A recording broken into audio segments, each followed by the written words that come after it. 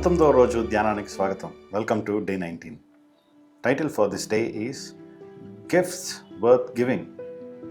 నిజముగా ఇవ్వదగిన బహుమతులు. మత్తయి సువార్త 2వ అధ్యాయం 11వ వచనంలో ఈ విధముగా ఉంది. తల్లి అయిన మరియను ఆ శిశువును చూచి సాగిలపడి ఆయనను పూజించి తమ పెట్టెలు విప్పి బంగారమును, సాంబ్రాణిని, బోళమును కానుకలుగా ఆయనకు సమర్పించిరి. జ్ఞానులు యేసు దగ్గరికి వచ్చినప్పుడు బహుమతులను తీసుకొచ్చారనే సత్యం మనందరికీ తెలుసు. వారు బహుమతులను తీసుకువచ్చింది ప్రభువైన యేసుకు అవసరత ఉన్నదని కాదు. వారు ఆయనను ఏమై ఉన్నారో గుర్తించారు కాబట్టి వారు ఆయనకు బహుమతులను తీసుకుని వచ్చారు. నిజమైన ఆరాధన అనేది మన గ్రహింపు తెరవబడినప్పుడు, మన గ్రహింపు వెలుగులోనికి వచ్చినప్పుడు మన జీవితంలో నుంచి వచ్చే నిజమైన స్పందనే ఆయనకు ఆరాధన. బంగారము ఆయన రాజాధికారమునకు గుర్తుగా ఉంటే, బోళము ఆయన దైవత్వానికి ఆరాధనగా ఉంటూ ఉన్నది. అలాగే సాంబ్రాణి ఆయన త్యాగమునకు కృతజ్ఞతగా చెల్లింపబడుతున్నట్లుగా మనం చూస్తాం.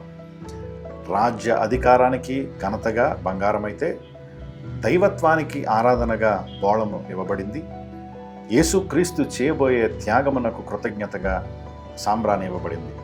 ఈ 3 బహుమతులు క్రీస్తు ఏమై ఉన్నాడో చూపించాయి. అదే విధముగా ఈ దినమందు కూడా మనం ఇచ్చే బహుమతులలో ఆయనను ఏ విధముగా గణపరుస్తామో, ఆయనను వేవేటిలో మనము దేవునిగా ఎంచుతామో, మనము ఆయన త్యాగానికి కృతజ్ఞత కలిగి ఉన్నామో లేదో అన్న సత్యాల్ని వెల్లడి చేస్తాయి. మన విధేయత ఆయనకిచ్చే బహుమానము, మన సమయము ఆయనకిచ్చే బహుమానం, మన ఉదారత ఆయనకిచ్చే బహుమానం, మన సేవ, మన ఆరాధన కూడా అటువంటియే. అయితే ఇంకొక అద్భుతమైన విషయం ఏంటి అనంటే, అడ్వెంట్, క్రిస్మస్ అనేది మన హృదయాన్ని దేవునికి బహుమతిగా ఇచ్చే కాలం. ఈ ఉదయం నీ ఉత్తమమైన బహుమానాన్ని ఆయన యొద్దకు తీసుకునిరా. అత్యంత అద్భుతమైన బహుమానము, ఆయనకు ఇవ్వగలిగిన శ్రేష్టమైనది మన విధేయతే. ఉత్తమమైన ప్రేమ, ఉత్తమమైన విధేయత, ఉత్తమమైన సేవ, ఉత్తమమైన ఆరాధన. జ్ఞానులలా మనం కూడా యేసు మహిమను గుర్తించి మనము ఆయనకు ఉత్తమమైనది తప్ప మరి ఏది ఇవ్వడానికి అర్హమైనది కాదు అని గుర్తించి ఆయనకు మనం సమర్పించగలము. వారు సమర్పించిన బహుమతులు సత్యాన్ని వెల్లడి చేశాయి. ఈరోజు ఆయనకు అత్యుత్తమముగా నీవిచ్చే బహుమానం ఏంటి? ఈ మాటలు నాతో పాటు ఆలోచన చేయండి. రాజాది రాజుని చూడగానే జ్ఞానుల హృదయం నిండెను ఆనందముతో, బంగారము తెచ్చి ఆయన మహిమను కొలిచిరి ఘనభక్తితో.